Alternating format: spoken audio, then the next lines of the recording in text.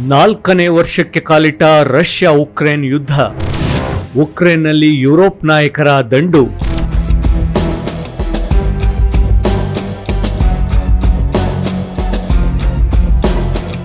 Ukraine ಮೇಲೆ Russia ಪೂರ್ಣ ಪ್ರಮಾಣದ ದಾಳಿಯನ್ನು ಶುರು ಮಾಡಿ ಫೆಬ್ರವರಿ 24ಕ್ಕೆ 3 ವರ್ಷಗಳು ಕಳೆದು ಹೋಗಿವೆ.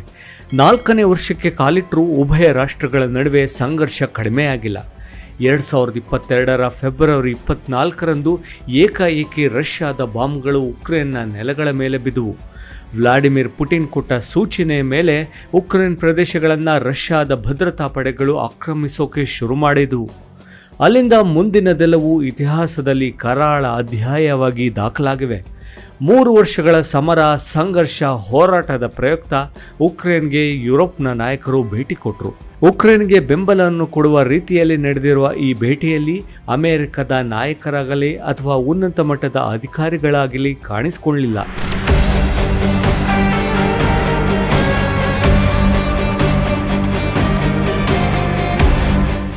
ಅಮೆರಿಕ ಅಧ್ಯಕ್ಷ ಡೊನಾಲ್ಡ್ ಟ್ರಂಪ್ ಪ್ರಕಾರ ಯುದ್ಧ ಶುರು ಮಾಡಿರೋದು ವೊಲಡಿಮಿರ್ ಝೆಲೆನ್ಸ್ಕಿ.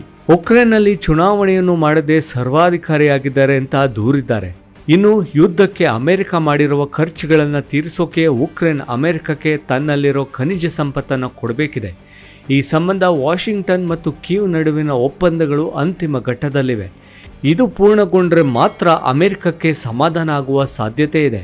ಆಗ ಉಕ್ರೇನ್ಗೆ ಮತ್ತೆ ರಕ್ಷಣೆ ಮತ್ತು ಬೆಂಬಲ ಟ್ರಂಪ್ ಸರ್ಕಾರದಿಂದ ಸಿಗೋ ಸಾಧ್ಯತೆ ಇರುತ್ತೆ. ಈ ನಡುವೆ ಕೀವ್ಗೆ ಸೋಮವಾರ ಯುರೋಪ್ ರಾಷ್ಟ್ರಗಳ ನಾಯಕರ ಭೇಟಿಯು ಗಮನ ಸೆಳೆದಿದೆ. ಅವರೆಲ್ಲರನ್ನ ಝೆಲೆನ್ಸ್ಕಿ ಆತ್ಮೀಯವಾಗಿ ಬರಮಾಡಿಕೊಂಡ್ರು. ಆ ನಾಯಕರು ಸಪೋರ್ಟ್ ಫಾರ್ ಉಕ್ರೇನ್ ಎಂದಿದ್ದಾರೆ.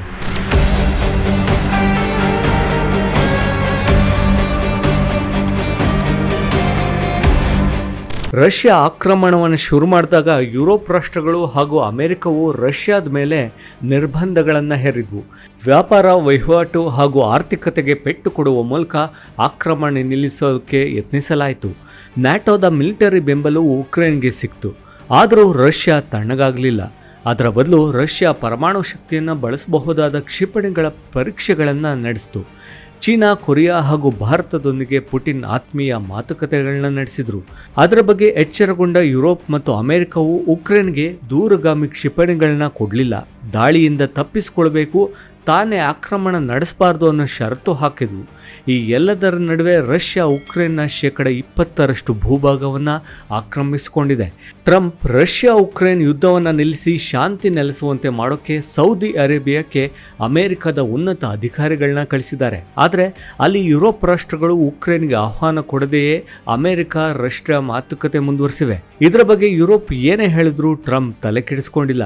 ಈಗ ಝೆಲೆನ್ಸ್ಕಿ ಕೂಡ ಶಾಂತಿಯ ಮಂತ್ರವನ್ನ ಜಪಿಸುತ್ತಿದ್ದಾರೆ.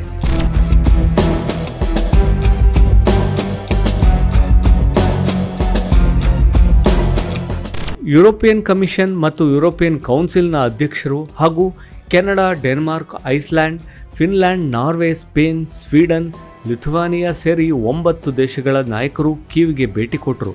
ಇನ್ನು ಬ್ರಿಟನ್, ಕ್ರೊಯೇಷಿಯಾ, ಚೆಕ್ republican, Albania, Germany, Japan, Moldova, Poland, Netherlands, Switzerland ಹಾಗೂ ಟರ್ಕಿಯ ನಾಯಕರು ವಿಡಿಯೋ ಕಾನ್ಫರೆನ್ಸ್ ಮೂಲಕ ಭಾಗಿಯಾದರು. ಇದು ಉಕ್ರೇನ್ನ ಭವಿಷ್ಯದ ಪ್ರಶ್ನೆ ಮಾತ್ರವಲ್ಲ, ಇದು ಯುರೋಪ್ನ ಮುಂದಿನ ಹಣೆಬರಹವನ್ನು ಬರೆಯಲಿದೆ ಅನ್ನೋದು ಹಲವು ನಾಯಕರ ಅಭಿಪ್ರಾಯವಾಗಿದೆ. ರಷ್ಯಾ ಮುಂದೆ ಮಂಡಿಯಿರುವ ಸ್ಥಿತಿಗೆ ತಲುಪೋದು ಬೇಡ ಅನ್ನೋದು ಯುರೋಪ್ ರಾಷ್ಟ್ರಗಳ ಅಭಿಮತ.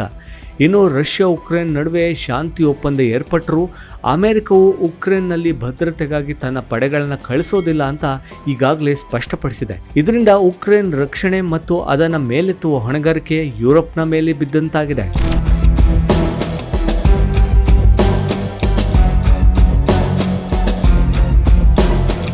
ಯುರೋಪ್ ನಾಯಕರ ಜೊತೆಗಿನ ಮಾತುಕತೆಯ ಬಳಿಕ G7 ರಾಷ್ಟ್ರಗಳ ಜೊತೆಗೆ ಉಕ್ರೇನ್ ಅಧ್ಯಕ್ಷ ಝೆಲೆನ್ಸ್ಕಿ ಚರ್ಚೆ ಮಾಡಿದ್ರು. ಎಲ್ರಿಗೂ ಧನ್ಯವಾದ ತಿಳಿಸಿ ಮುಂದಿನ ಹಾದಿಯಲ್ಲಿ ಜೊತೆಯಾಗಿರಿ ಅಂತ ಕೋರಿದ್ರು. ಈ ಸಭೆಯಲ್ಲಿ ಅಮೆರಿಕ ಅಧ್ಯಕ್ಷ ಡೊನಾಲ್ಡ್ ಟ್ರಂಪ್ ಸೇರಿದಂತೆ ಬೇರೆ ಬೇರೆ ನಾಯಕರು ವಿಡಿಯೋ ಕಾನ್ಫರೆನ್ಸ್ ಮೂಲಕ ಭಾಗಿಯಾದರು.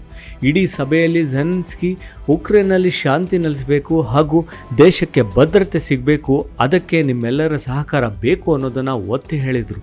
ಹೇಗಾದರೂ ಸರಿ ಅಮೆರಿಕದ ಶ್ರೀರಕ್ಷೆಯನ್ನ ಪಡೆಯಲೇಬೇಕಾದ ಅನಿವಾರ್ಯತೆಗೆ ಝೆಲೆನ್ಸ್ಕಿ ಸಿಲುಕಿಕೊಂಡಿದ್ದಾರೆ. ಈ ಎಲ್ಲ ಸಭೆಗಳು, ನಾಯಕರ ಭೇಟಿ ಹಾಗೂ ಬೆಂಬಲಗಳ ಬಗ್ಗೆ ರಷ್ಯಾ ಪ್ರತಿಕ್ರಿಯೆ ಹೇಗಿರುತ್ತೆ ಕಾದು ನೋಡಬೇಕಿದೆ.